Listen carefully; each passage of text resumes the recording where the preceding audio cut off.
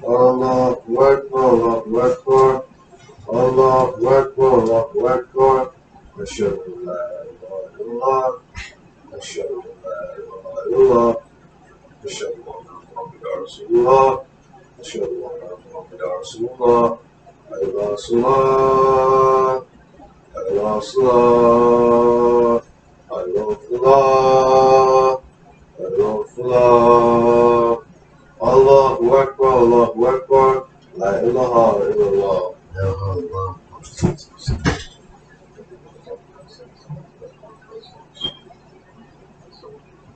Assalamu alaikum. Alhamdulillah. Namaduhu wa nasta'inuhu wa nastaghfiruh. Wa a'udhu billahi min shururi anfusina wa min sayyiati a'malina. Man yahdihillahu fala mudilla lahu wa man yudlil fala hadiya lahu. Wa ashhadu an la ilaha illallah wahdahu la sharika lahu wa ashhadu anna Muhammadan abduhu wa rasuluh. Ya ayyuhalladhina amanu taqullaha haqqa tuqatih wala tamutunna illa wa antum muslimun. Ya ayyuhan nasu taqu rabbakumul ladzi khalaqakum min nafsin wahidatin wa khalaqa minha zawjaha wa batha minhuma rijalan kathiran wa nisaa wa taqulu alladzi tasa'aluna bihi wa rahma inna Allaha kana alaykum raqiba. Ya ayyuhalladhina amanu taqullaha wa qulu qawlan sadida yuslih lakum wa yaghfir lakum dhunubakum wa man yuti Allaha wa rasulahu faqad fazan azima. Amma ba'd. Praise be to Allah. We seek His help and His forgiveness. We seek refuge with Allah from the evil of our own souls and from our bad deeds.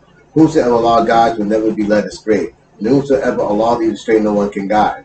I bear witness that there is nothing worshipped except Allah, and He is the one and Allah has no partners. And I bear witness that Muhammad is His servant and messenger. O you who believe, fear Allah as you should be feared and do not die except as Muslims. O mankind, fear your Lord, who created you from one soul and created from it its mate and dispersed from both of them many men and many women. And fear Allah from whom you ask one another your mutual rights. And do not cut off relations of the wombs. Indeed, Allah is an ever watcher over you. O you who believe, fear Allah and speak the truth. He will mend your deeds and forgive you your sins. And whoever obeys Allah and His messenger has certainly attained a great achievement. Amma ba'd. Fa'inna khayrul hadithi kitabullah wa khayrul hadi Muhammadin wa sharrul umuri muhdathatuha wa kullu muhdathatin bid'ah wa kullu bid'atin dalalah wa kullu dalalatin finnar.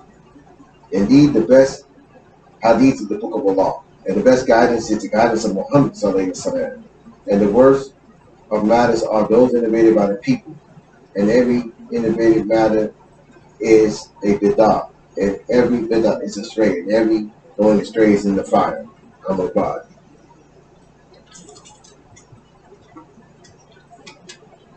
Because last week we talked about Dhul Qarnayn. We talked about that was the first part of Dhul Qarnayn and Gog and Magog. So this week we're going to be finishing up that two-part series, and we're going to be identifying Gog and Magog. And I pray that Allah has forgiven our sins since the last Jummah until this one, and I pray that Allah forgives our sins from this one to the next. So I'll start with the ayahs. Some of the ayahs I read last week,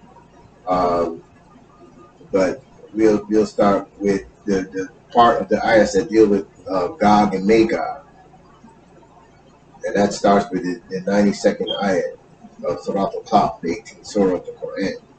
A'udhu billahi minash shaitanir rajim. Then he followed away, until when he reached between the two mountains, he found beside them a people who could hardly understand his speech. Then he said, O Dhul, surely Gog and Magog make mischief in the land. Shall we then pay you a tribute on condition that you should raise a barrier between us and them? He said, that in which my Lord has established me is better. So help me with strength, and I will erect between you and them a barrier. Bring me blocks of iron, until when he had filled up the space between the two mountainsides, he said, blow, until when he had made it as fire. He said, bring me molten brass, which I may pour over it. So they were not able to scale it, nor could they make a hole in it. He said, this is the mercy from my Lord. But when the promise of my Lord comes true, he will make it level. And ever is the promise of my Lord true.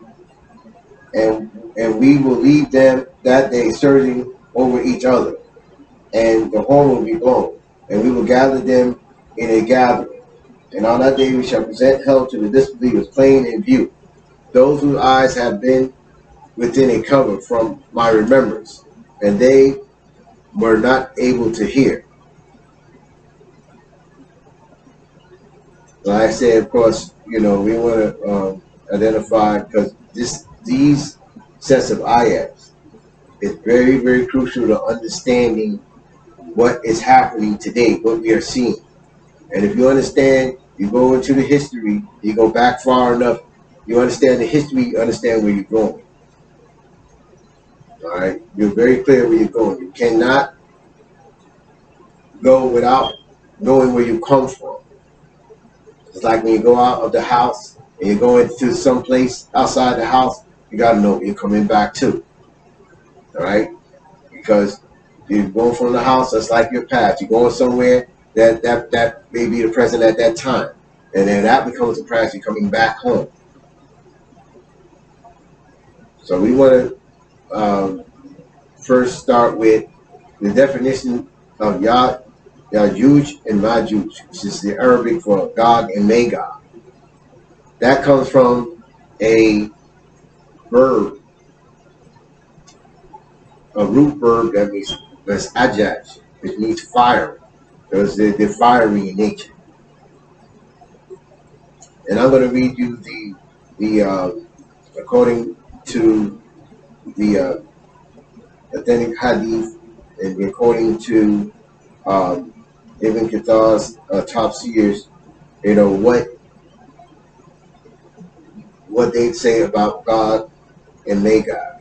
So according to authentic hadith, Gog and Magog are from among the children of Adam, meaning they are human, that they will be numerous in number. Ibn Kathir states in his books that they are from among Noah's offspring, as Allah Almighty had mentioned in the glorious Qur'an. Then we saved him and those with him in the ship. And that's Surah Al-Ankabut. That's the 15th ayat. Al-Ankabut is the spot, the 29th ayat. And his project, we made the survivors. Surah Asab. Surah Safat, 77 surah. I think that's the 37th ayat. According to the verses, the survivors of the flood were only the progeny of Noah. Accordingly, Gog and Magog come from the same progeny. And Adi in Ahmed's Musnad and Abu Dawud states that they were three sons born to Noah: Shem, Ham, and Japheth. Shem was the father of the Arabs, Ham was the father of the Sudanese, Japheth was the father of the Turks. And this is according to Abu Dawud. Gog and Magog belong to the Turkic-Mongol race, have small eyes, flat nose, and wide faces. Their faces look like hammered out shields. Their faces are likened to the shields because they are wide and round. Now that's their description. It is stated in the Holy Quran that Allah had held Gog and Magog behind a barrier that was created with iron and copper by Dhul Qarnayn. And we established that Dhul Qarnayn was the possessor of two horns, and that his seat of power was uniting. Each horn represented a kingdom, and his And the unification of those kingdoms was the seat of his power. That's why he's called Qarnayn. And it reads about the ayahs in terms of reaching Gog and Magog. So I already read that, so I'm not going to read that again. The arrival of Gog and Magog. According to the Qur'an, they are set loose shortly before the arrival of the Day of Judgment that Allah Almighty has mentioned. Until when Yajuj and Majuj are let loose, and they swiftly swarm from every mountain, and the true promise shall draw near. And that's in Surah An-Nabiyah. That's the 21st Surah, the 96 and 97 ayahs. And even when Gog and Magog let loose, they shall break forth from every elevated place, and the true promise shall draw nigh. Then lo, when the eyes of those who disbelieve shall be fixedly open, and woe to us surely, we are in a state of heedlessness, and as to this, nay, they will adjust. And those are the same ayahs, and after a different translation of it, because the most important thing is that Gog and Magog, when they let loose, they're at every elevated place. Every elevated place is identified really as places of authority. So you see the descendants of Gog and Magog in places of authority, over us. So the question is, are they a mysterious people who are going to appear in the future, or are they among us now? Some scholars think that Gog and Magog is some sort of mysterious people that's coming out of the mountains or something, the Caucasus at a much later date. But we understand basically that Gog and Magog is the people whom we call the Caucasians, who identify themselves and put themselves as Caucasians and white folks. We understand that. We understand that they have gone from every elevated place, and we understand today what's going on in terms of their whole entire collapse of power. So I'm going to read on. They say early Christian writers, for example, Eusebius, frequently identified Gog and Magog with the Romans and their emperor. After the empire became Christian, Ambrose, died in 397, identified Gog with the Goths. Jerome with Scythians, and Jordaeus, 555, said that the Goths and Scythians and Amazons were all the same. Hill cited Alexander's gates in the Caucasus. They call it Alexander's gates with this Alexander the Great, and I put it there. The Byzantine writer Procopius said that it was the Huns Alexander had locked out, and a Western monk named Fredegiar seems to have Gog and Magog in mind, the inscription of savage hordes from beyond Alexander's gates who had assisted the Byzantine Emperor Heraclius against the Saracens, which are the Muslims. As one nomadic people follow another on the Eurasian steppes, so the identification of Gog and Magog shifted. In the 9th century, these kingdoms were identified by some with the lands of the Khazars, a Turkic people who had converted to Judaism in 740 CE, and whose empire dominated Central Asia.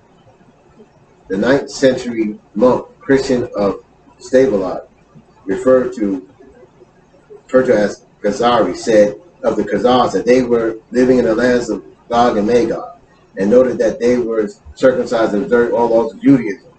The Arab traveler Ibn Fatwa also reported this belief, writing in 921. He reported that some holy opinion that Gog and Magog are the Khazars. So we identified some of these people. I wanted to, before, because I have a list of all, some of the people that came out of the Caucasus. But while in the Caucasus, I want to mention what happened with them. While they're in the Caucasus, they were cut off from civilization. So while they was cut off from civilization, some of them reverted back to like walking on all fours and things like that. They were very, very bad shape. When you look at the chart, it has of evolution and stuff, and you see that it only has a Caucasian person on it. And Maulana Muhammad Ali's translation of Qur'an, and in his tafsir into that translation, his explanation, he said that when he refers to these same ayats, in terms of Gog and Magog, he said the history of the European nations.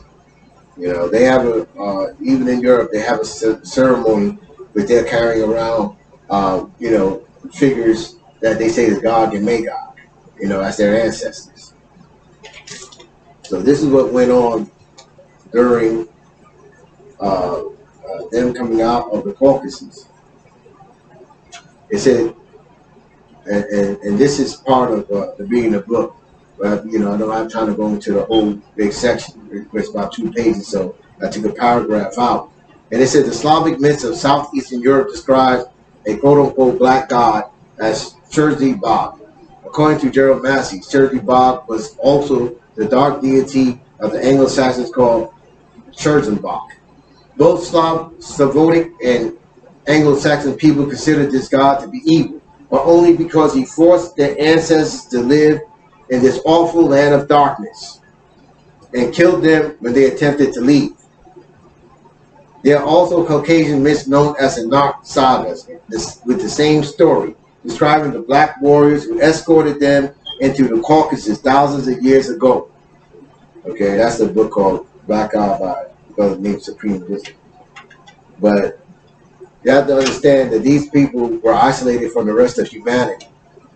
They were not allowed to mix with the rest of humanity because they caused mischief, according to what Allah says in the Qur'an. So you see that they developed in their minds a whole entire system because they're all the so-called gods and things that were worshipped back then, were all depicted as dark-skinned people. All the saints up until the Renaissance and stuff, all of the saints, all of the prophets, everybody was depicted as dark-skinned people. They depicted as Moors. Now, because you wonder why did they hate us? Why do they hate us so bad? Why do white society? I'm not saying every white person, because we're against white supremacy, not individual white people. People identify themselves as white. But why do they hate us? This is why they hate us. This is why we see when they came out of the Caucasus, they just took over land and slaughtered us and took over our lands. That's why they changed our religions, to reflect them. This is why they took our past and wiped the faces from our past and put their faces there. This is why. This is why. So the certain groups that came out of the Caucasus, the main group were the Goths. There were 2 groups. They're the Eastern Goths and the Western Goths. They had like a different name. But it's the Western Goths that are the people who eventually became the Christians, whom Columbus and them is descended from, who took over. They took over Spain. They took it from another group that came out called the Vandals. The Vandals, you get the word vandalize, when you destroy property, that came from that group. Okay? The Vandals had that thing when it was a Roman province, Hispania. And then the Romans, the Goths, the Western Goths were the northern regiment of the Roman Empire, troops for the Roman Empire. And then they came and they told to go into Spain and expel the Vandals. And the Vandals ended up in northern Africa. And a lot of people who we look at as pale-skinned people who are in, Algeria or Morocco or in any type of northern thing, these are their blood is from the Vandals and the Romans and stuff. That's their descendants. They're not Arab descendants. Arabs are dark-skinned people. Arabs and the word Arab and Moor were interchangeable. The Slavs were another one of the groups that came out of the Caucasus Mountains. That's where we get the word slave from. That the Slavs were generally our slaves. If you go, like we described in about the colors, the complexions that the Arabs had, and we learned about the Ahmari. The Ahmari was considered the slaves. That was the color of the slaves. So you see the word Slav. That's where we got the word slave from. I mean, if you basically you're a dark-skinned person and stuff, you technically can't be a slave, you know. But what they did was put us in their position and put them in our position. The Scythians are a group that came out of the Caucasus, and they were being fought by all the way in the time when you hear about Cyrus and Darius and stuff, and they fought against the Scythians and the Khazars. Khazars basically stayed up there, you know, until their empire collapsed. And I've mentioned that they are what we refer to, mainly they are most of what we refer to as Judaism today. You know, they have nothing to do with the children of Israel. There's a book by Arthur Koestler that came out years and years ago that's called the 13th Tribe. So I'm going to end the first part of the Khutbah here by saying,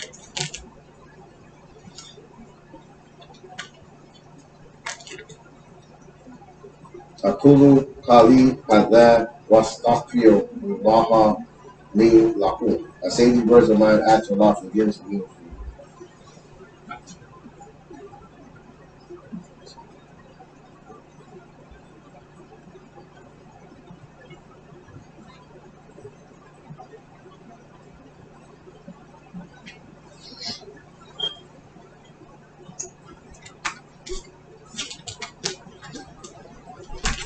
Alhamdulillahi wa salatu wa Rasulullahi wa ala alayhi wa sahabihi wa man wala. Praise be to Allah, and His constant blessings on the Messenger of Allah, His family, His companions, and unto their followers.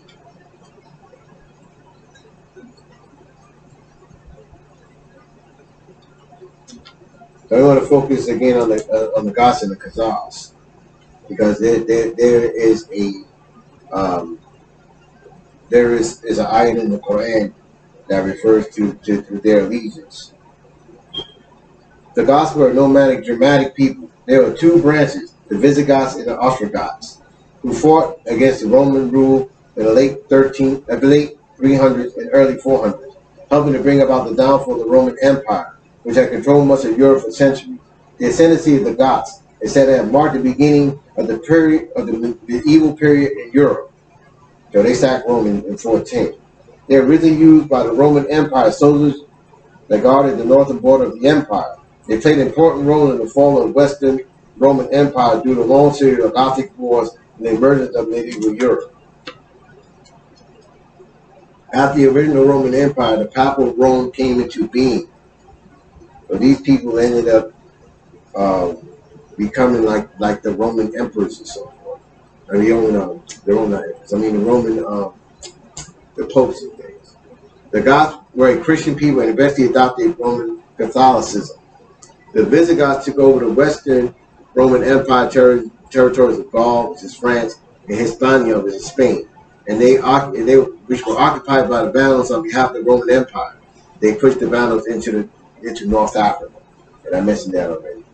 The Visigoths were the people who controlled Spain at the time. The Moors conquered it in 711 CE, and were the people who reconquered it in 1492 as part of the Crusades against the Muslims. And from there, they conquered America, the Far East, and portions of Africa. This is essentially the military system today. Right? So a lot of the government and everything like that, in terms of oppression, that's what it is today. And now you have the line of Gog and Magog taking over, jumping from every elevated place. These groups, except for the Khazars, were chased from the Caucasus by Attila the Hun. The Khazars had an empire in the Caucasus. They migrated westward into Europe. The Khazars converted to Judaism in 740 CE. And they're, like I said, they're not Bani Israel. You know, but they converted, and Allah mentioned in the previous scripture, Mom mentioned that these are the people who control the state of Israel today. These are the descendants of the Khazars. They call themselves Ashkenazi, right? They're the Khazars, but the other Jews, who are basically dark skinned, who originate from the area we call Sephardi. So what's mentioned in the King James Version of Genesis 9:27 is, God shall enlarge Japheth. He shall dwell in the tents of Shem. Now remember, Shem is the true Israel, and Abraham in that line descends from Shem, okay, the Semites. And Canaan shall be his servant. Canaan was an area which today we call the Israel occupies, and then we call Palestine. It was called Canaan. And Canaan is the son of Ham. And Ham is supposed to be the father of all the dark-skinned people. In reality, they all were dark-skinned. In reality, they all genetically, being brothers. They was all dark-skinned. Noah himself, in some of the very old scriptures, have been described as an albino.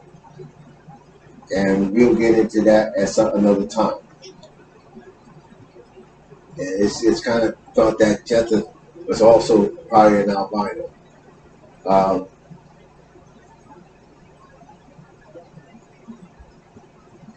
George Freeman, in his book, The End of the Jewish People, pointedly states that Europeans claiming to be Jews are nothing more than Hebrew-speaking Gentiles. The late president of Egypt, Gamal Abdel Nasser, stated on television, and this was during the war, I think it was 1956, when Israel, it's called the Suez Canal War. Israel and France attacked Egypt, the Suez Canal to try to take over the Suez Canal. He said, you, meaning the Jews, will never be able to live here in peace because you left here black and came back white. Okay? We cannot accept you.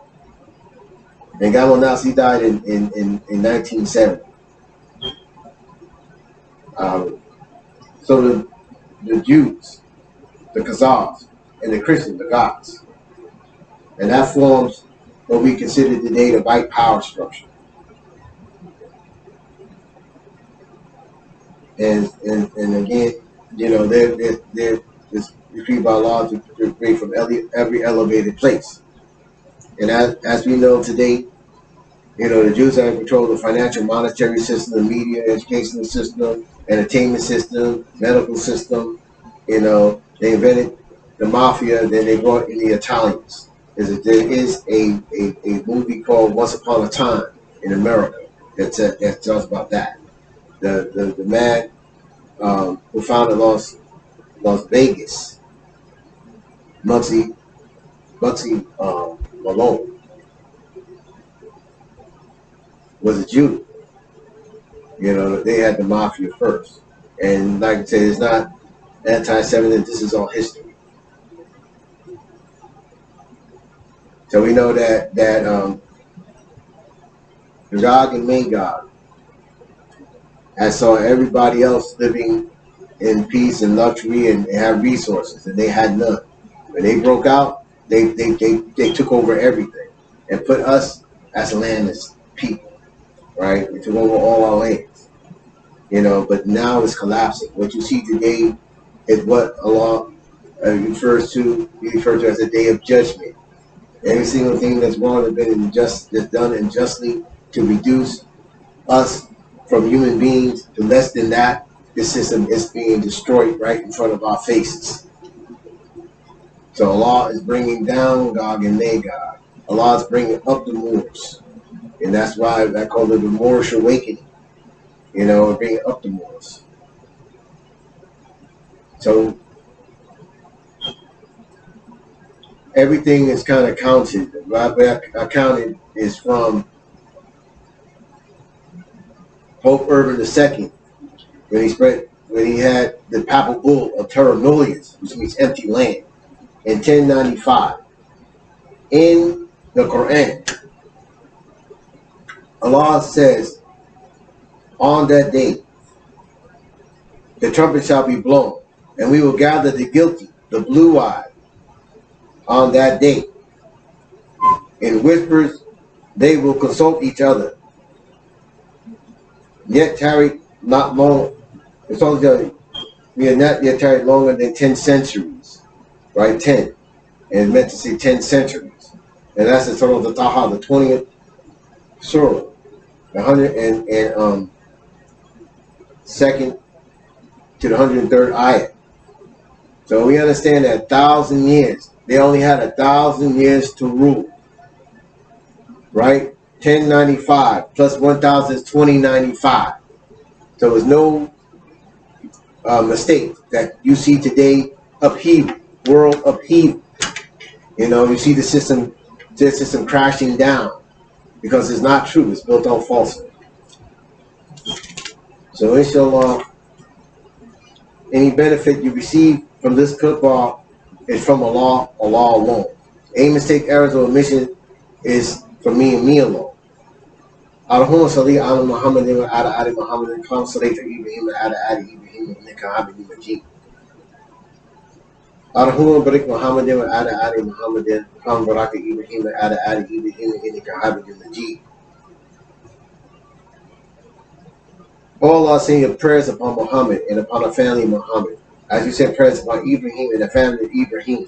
You are indeed worthy of praise, full of glory. All Allah send the blessings upon Muhammad and upon the family of Muhammad. They said blessings upon Ibrahim and upon the family of Ibrahim. You are indeed worthy of praise, full of glory. Do us Rabbi Atanaf Dunya Hasatan Ba Karati Hasatan Makina Dabana. I mean, our Lord grant us the good in this world and the good in hereafter and save us from the punishment of the fire. Allahumma anta salam, make us salam. Taladan Ali wa Inkra. Ameen. Oh Allah, you are the source of peace and you comes peace. And those of you are Lord of mercy and honor. Allahumma wafili wali wali data wali usari jamil mukmani wa mukmanati muslimin muslimati bi rahmatika ya Nur Rahim. Ameen. Oh Allah, forgive me and my parents and my children, and all believing men, all believing women, all the Muslim men, all the Muslim women with your mercy.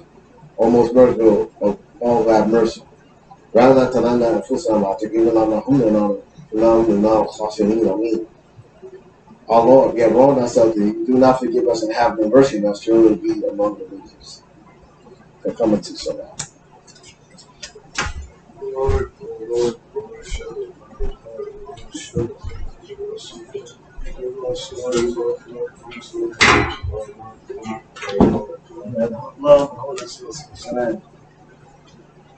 the children are offering Salatul Yuma to a custard for the good of the Lord. Allahu Akbar.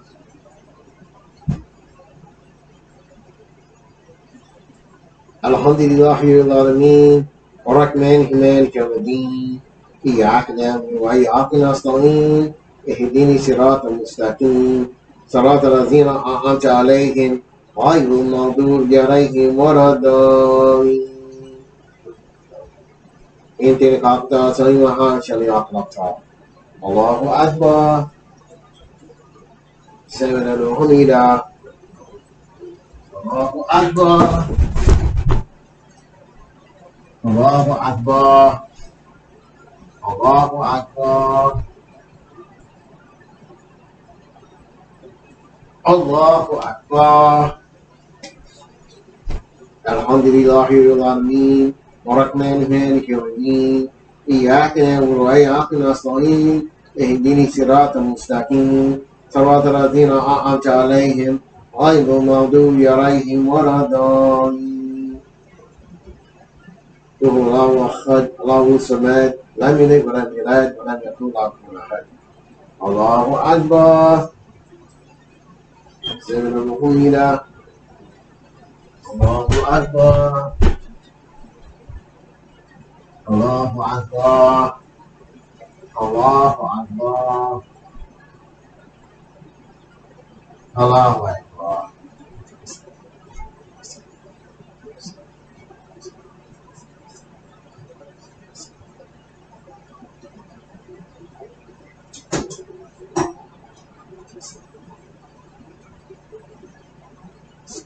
Salaamu alaykum.